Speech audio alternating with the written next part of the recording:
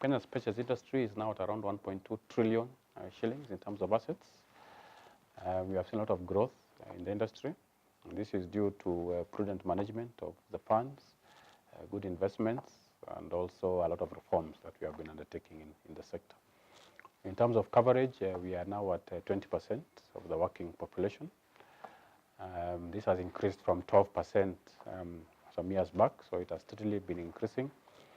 The reason it is 20% is because the pension arrangements mainly cover the formal sector, and we don't have so many informal sector workers in pension arrangements.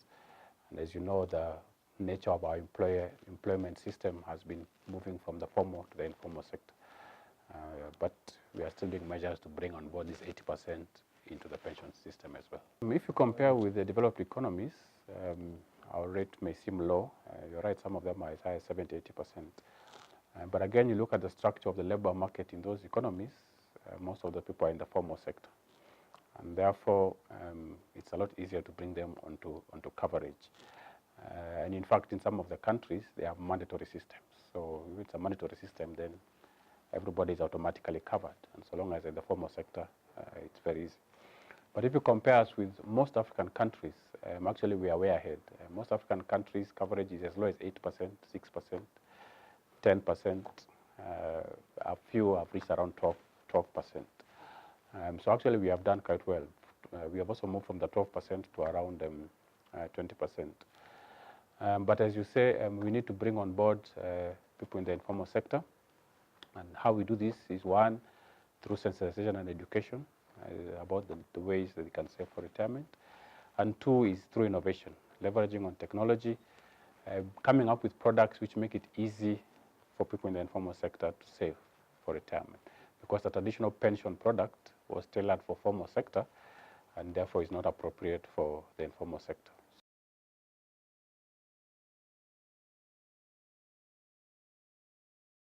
I think for us, the regulatory framework is quite facilitative. It does allow for flexible ways to target people to save for retirement. We already have schemes which, for example, use mobile money for people to not just make contributions, but even, to receive their statements and even to vote in AGMs and so on. So we already have those products out there, and they are working well.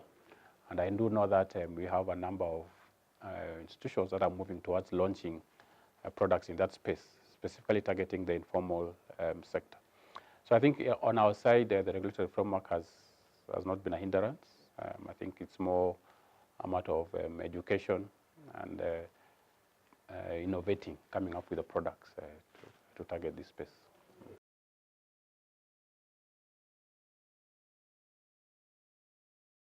Actually, our investment guidelines and our law is very flexible, and it allows a wide range of investments. For example, we introduced categories for real estate investment trusts, for private equity, for derivatives, for GRNs. We have such a wide spectrum of allowable investments. But you're right, we still see a lot of concentration traditional asset classes. We have around 35% in fixed income securities, around 20% in equities, around 20% or so in real estate, and a little bit in deposits, insurance companies, and so on. When you look at private equity, the investment is less than 0.5%. You look at rates, also very low. Derivatives and so on, 0. Even offshore is only around 3%.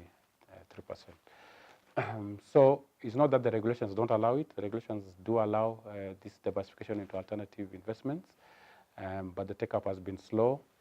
One reason is on the supply side, because we don't have this many of the products trading in the market.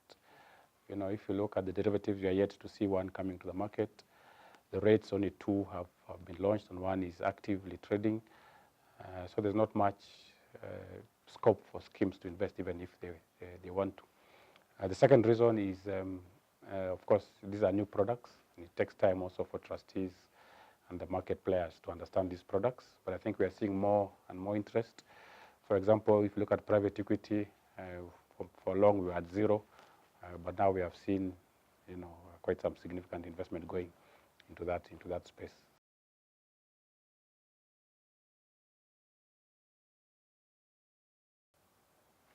The interest is good. We have at least 2 or 3 PE funds which have done fundraisings and have been able to get pension money. I think the commitments are probably in the range of 2-3 billion shillings, but of course the drawdown may take some time, the way private equity works. We have a number of funds which are keen, PE funds, which are marketing to the pension space, and we are seeing a lot of interest from the pension scheme. So this is a new area, but it is slowly picking up.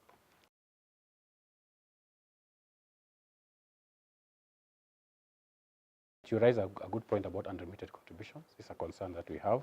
Universities is one area where we have a lot of unremitted contributions, but also other areas like retail. There's been challenges in the retail space, sugar companies, and so on. So recently, we have struggled with how to get these unremitted contributions, because in the past, the law only allowed us to engage the scheme trustees, and the trustees would put the blame on the employer and say it's the employer who has failed to remit, and we are powerless.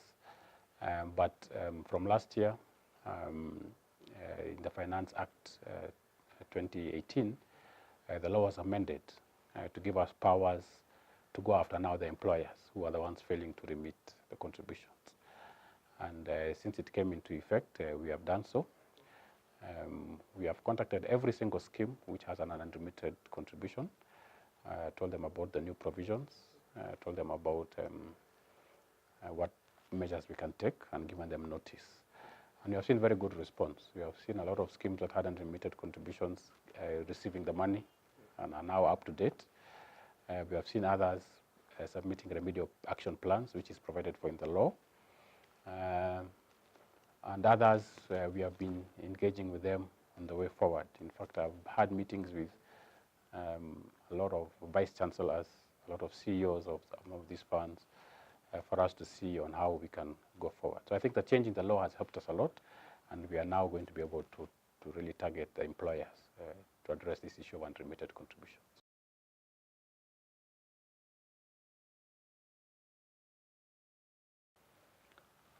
I may not have the total figure, but it varies from schemes to scheme. We have some schemes which the unremitted amount is going to hundreds of millions, some of the bigger schemes, and other schemes which have smaller amounts. So it varies. Also, it depends on how long one has not been remitting the contributions for. For example, in the universities, a lot of university schemes were okay up to a few years ago, but then we saw reforms in the education sector. We saw their sort of revenue streams being affected, and that has impacted on their remittance of contributions to the scheme.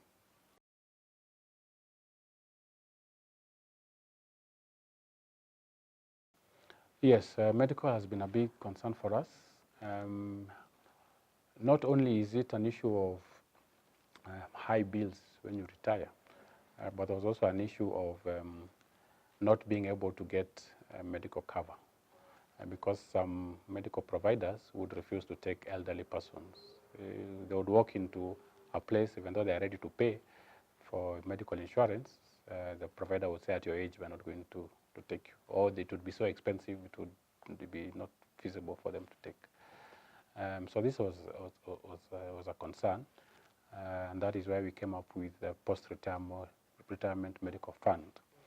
And the idea here is that while you are still young and working, you put aside something, and when you reach retirement age, that can be used to get you medical for the rest of your life.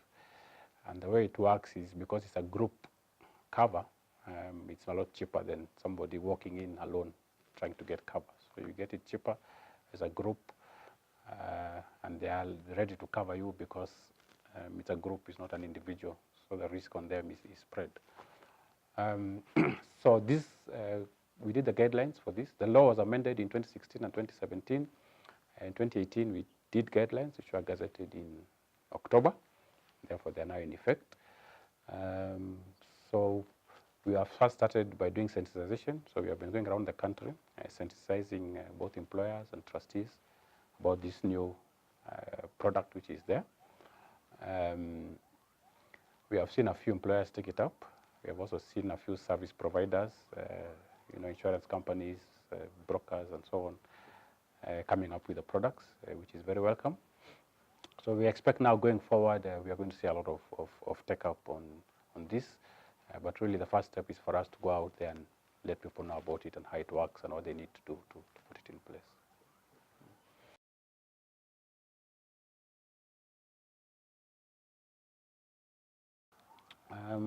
Of course, the pension industry is already a big player in the big four space. If you look at housing, out of our 1.2 trillion, around 200 billion is already invested in real estate, including residential housing, a lot of it.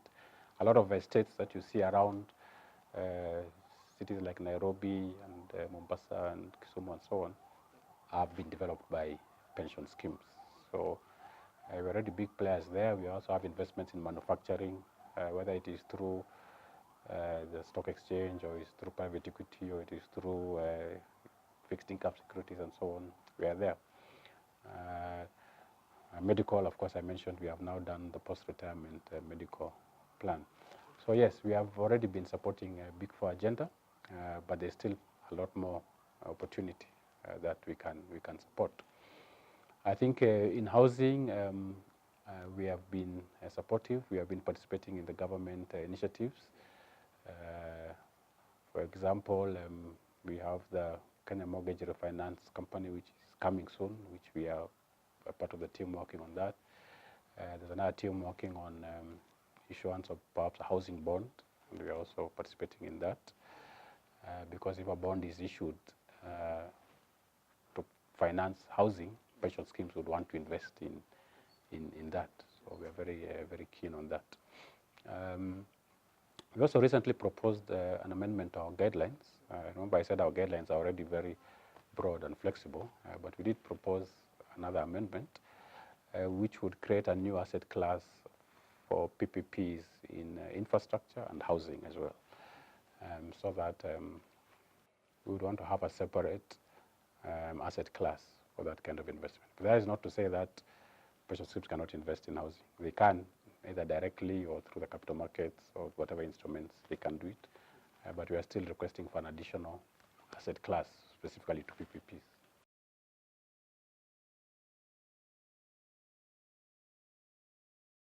So in the new plan, we have ambitious targets this time. We have very ambitious targets for the asset base. We want to double it from 1.2 to 2.4 trillion within the plan period, which is 5 years, which is very ambitious.